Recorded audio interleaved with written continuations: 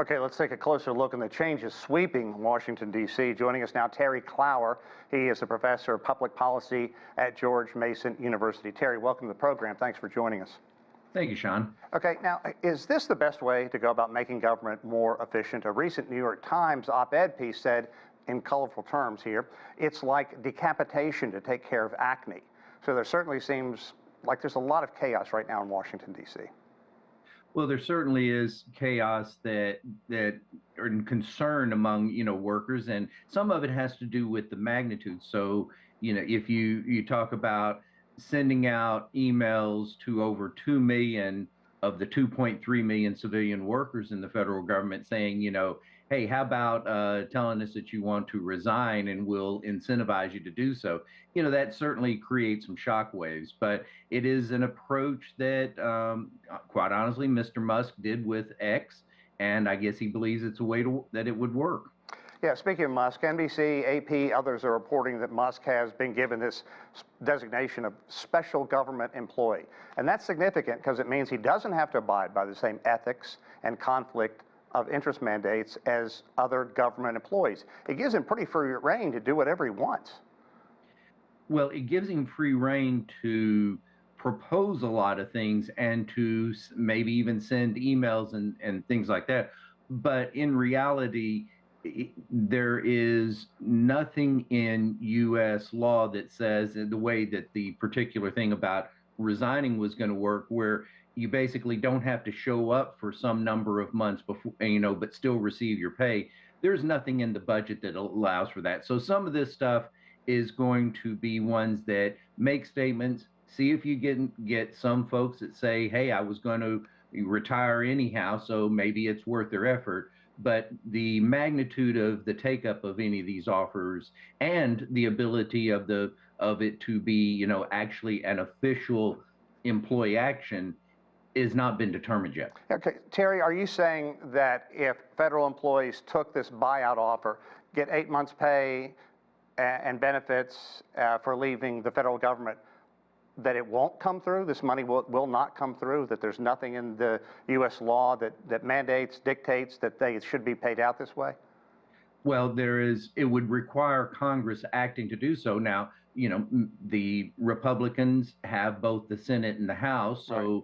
Presumably they could pass a law that would say this or make an amendment to an existing statute. But even so, some of this takes out, remember that currently we are operating under a continuing resolution for the budget. So even that would require maybe some adaptation to make this effective. So it's one that it's an interesting approach that they've taken, but there are some steps to take before it can actually be implemented to the employee's benefit. And Trump also has a history of simply not paying bills. So I think if anybody was going to take that, they should take a hard look at where it's going. Now, separately, you were quoted as saying the significant cuts to the federal government will have devastating effects on not only Washington, but the economies of surrounding cities in Virginia, Maryland, and even West Virginia. Talk more about that.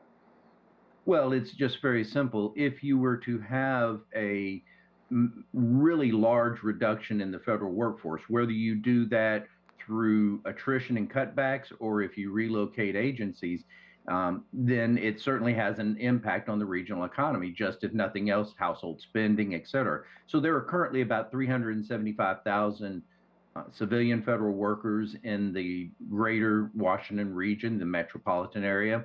And if you cut a big hunk of those, and when I say a big hunk, we don't know, what numbers are out there and what's being proposed, but there have been some who have talked about as much as that could affect 100,000 jobs. Well, that's several years worth of job growth to try to recover that, and it would have a notable immediate impact on economic activity in the region.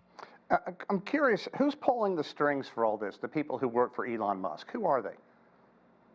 Well, I don't know that this is necessarily what I would say Elon Musk or his employees pulling the strings, because many of these things are suggestions and proposals that Mr. Trump made during his campaign. And so in many respects, it seems that he's just wanting to act quickly and immediately to fulfill campaign promises.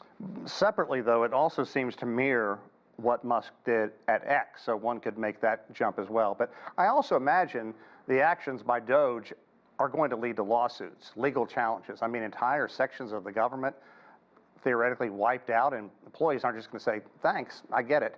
So do you think that Doge is following laws?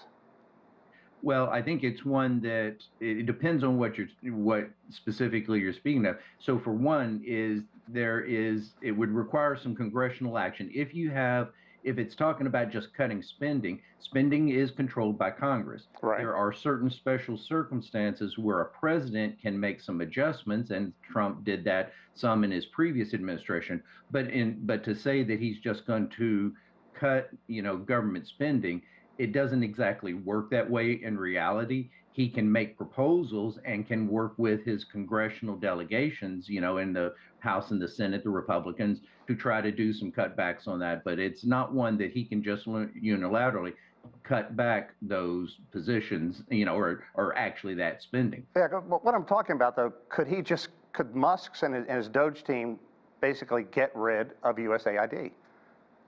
That's an interesting question, and because of the structure of AID, remember, they're not talking about getting rid of it. They're actually talking about, getting rid of certain people who may be employees at will due to the nature of their position.